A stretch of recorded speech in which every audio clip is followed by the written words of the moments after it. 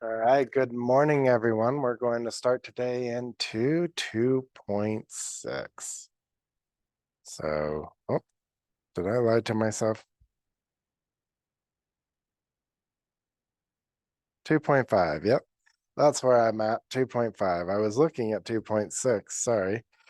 Now, on this, we're going to discuss adding fractions with like denominators. We're going to talk about one of the common things that happens to people who are new to math. When I'm new to math, I may struggle a little bit with this idea. So let's say that I have one piece of cake here and two pieces of cake. Oh, that just loves to do that. I know why. I'm just two pieces of cake down here. Okay, so I have two pieces of cake and one piece of cake, one piece of cake. I'm going to look at putting those together. So this one, I see 1 out of 5 makes a whole cake, plus 2 out of 5 that makes a whole cake. And so from that, a lot of times people go, hey, is this correct?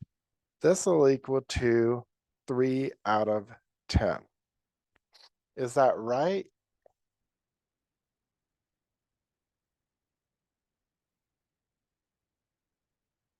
Like I can see logically how someone might arrive at that. Because I mean, here we're talking about this would be 10 whole slices to make a whole cake. We're redefining what would be a whole cake if we add those denominators.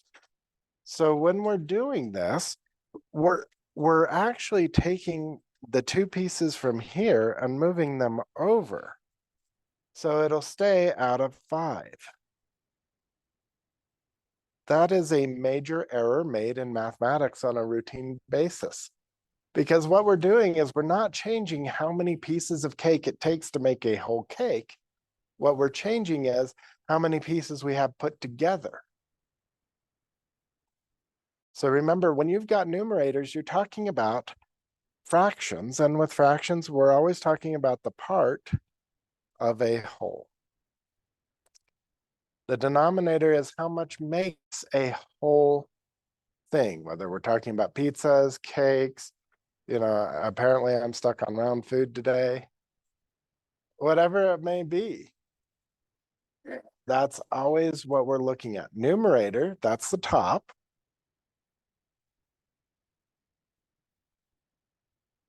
That's the part. And the denominator is the whole. So please don't fall for this trick that some people, when they're newer to fractions, will fall for. All right.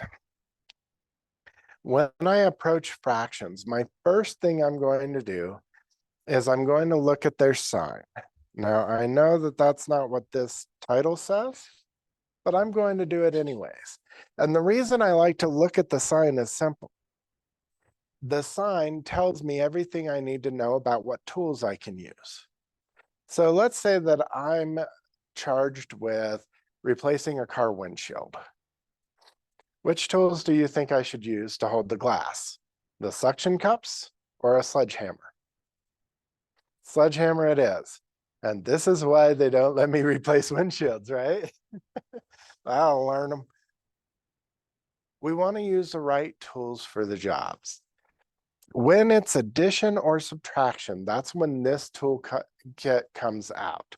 Multiplication has different rules, division has different rules. We went over division yesterday and multiplication the day before. On those, I don't care as much about the denominators being the same because I'm not adding or subtracting. Adding or subtraction, I have to get them in the same amount of pieces. Otherwise, I can't put them together. So let's have a look at this. With the same denominators, we're just going to put 1 and 2 together and we get 3. So when I look at a fraction, my first step is to check the sign. Is that sign addition or subtraction? Yes or no? If it is, that determines which toolkits I pull from. Next thing I look at, the denominator. Okay, the denominator, is it the same? Yes or no? If it's the same, I just keep that denominator because I'm not changing how many pieces make a whole amount. And I'm just doing the math. So in this one, we have 5/8 minus 3/8. So with that, I start with 5 of something and I subtract 3. So this is 5 minus 3/8, or 5 minus 3 is 2/8. Now that's not in the lowest form. And so on this says simplify. And that's a good habit to be in. If we look at this image real quick here we have 1, 2, 3, 4, 5, 6, 7, 8 boxes. Well, how many of those are filled in? 1, 2. Well, if I looked at this, that's the same as if I cut it into 4 boxes. 1 out of 4. I can do better than that. There's a total of 1 out of 4 that would be there. Now let's show that with our fundamental theorem of arithmetic.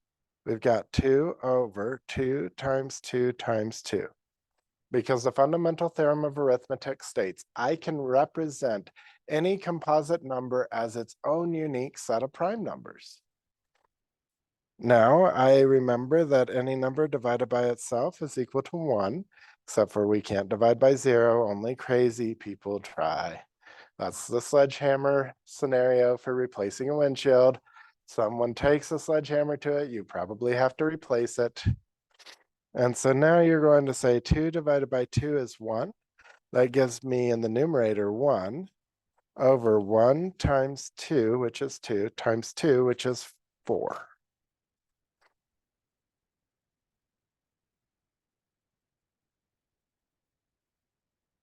So when you're adding and subtracting with like denominators, you do not change the denominator.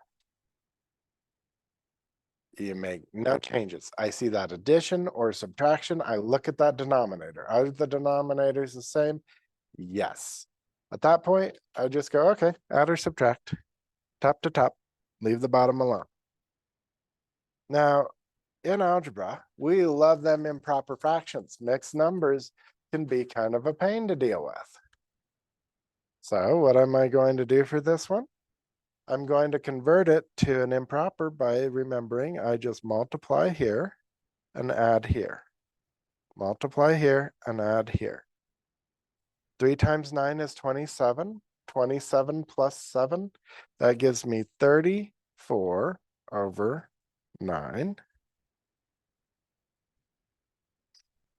And then 2 times 9 gives me 18, plus 5 is 23 over 9. I can add those together. And I'm going to say, okay, that'll give me 67.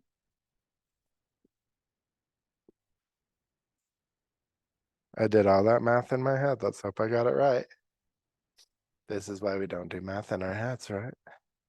Now I'm going to write 67 divided by 9. 9 will go into 67 9 times. Oh, 8 times. I'm apparently having an issue. 7 times. I got sidetracked. 9 times 7 is 63. Draw the line, change a sign, and we've got a remainder of 4 over 9.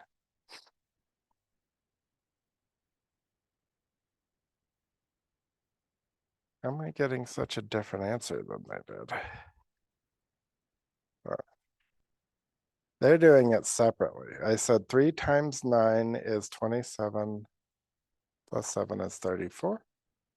2 times 9 is 18. 18 plus 5 is 23. That'll be 57. I can do math. That's where it happened, right there. See what I'm always saying about doing math in our brains? That equals 57 over 9. Now I can do that division. 57 divided by 9. 9 will go into that, what? 6 times 9 is 54. Yeah. So 6 times 9 is 54. Draw the line, change the sign. And now we've got 3, 6, and 3 over 9. Now I want to reduce that. So this is 6 plus 3 over 3 times 3. That fundamental theorem of arithmetic coming to visit again. Then I do that division and I get 6 and 1/3. There we go. Now it makes me more happy. Do I have to do that conversion? No, it is great practice. If I'm someone who struggles with these other ideas, practicing this won't hurt me. Because this is addition, addition is associative and commutative, meaning it doesn't matter how you group things.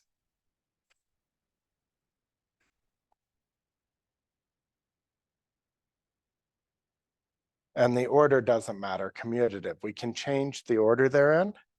We could just rewrite this as 3 plus 2 plus 7 over 9 plus 5 over 9 and group these.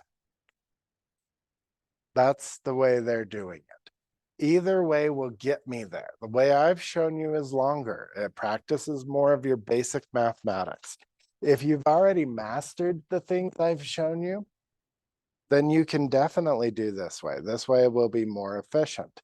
If you struggle at all with the way that I showed it, practice it. It's good to build those muscles. You will be happier with your results. Here we have subtract and simplify. Again, I would take and convert this, even though we don't need to borrow. It's useful to practice. So here I have 8 and 4 over 5, right? So 8 times 5 plus 4.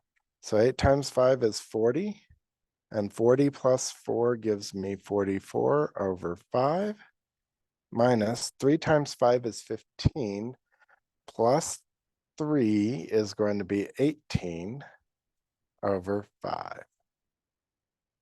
Now 44 minus 18, I'm not going to do that in my head because I seem to be struggling today doing math in my head. Who am I kidding? It's always a struggle when we do math in our heads, right? Put that to a 3, 14. 14 minus 8 is 6. 3 minus 1 is 2. So I get 26 over 5. Now I can just do my division. Again, this is great practice for these beginning skills. 26 divided by 5. 5 will go into 2 0 times. 5 will go into 26 5 times. 5 times 5 is 25. Draw the line, change the sign, and we have a remainder of 1 still needing to be divided by 5. And so there we go. Another idea. Yeah. All right. Ghazi is going to share. To see yes, look here. Put this smaller than this. I can 8 minus 3 is 5. And 4 minus 3 1. Right, because I don't have to borrow. But this, if this bigger, smaller than this, then you're going to have to do some changes. Yeah. Yeah, and that is a very true thing. The reason I teach it with the improper and back to proper is a lot of the people in this classroom really can use the extra muscle toning, if you will, in those ideas. But yeah, if you can see it, like on this next one, It even talks about it. Here, I'm not going to have enough. If you could see it, you could call that a 4 and call this 5. And say, okay, 4 minus 3 is 1. 5 minus 3 gives me 2. And then I reduce, so we get 1 and 1/2. If you can see that, you go for it. That's a beautiful thing. But if you have not yet developed the muscles to be able to automatically, without thinking, getting bored by it, do the division and the moving around, then I highly recommend you go with the improper. All right. Are there any questions? So we'll see this one real quick doing the alternative method of the improper. I have 5 and 1/4 minus 3 and 3/4. And so now I go 5 times 4 plus 1. That gives me 21/4 minus, and then 3 times 4 is 12. 12 plus 3 is equal to 15/4. So 3 times 4 is 12 plus 3, 15.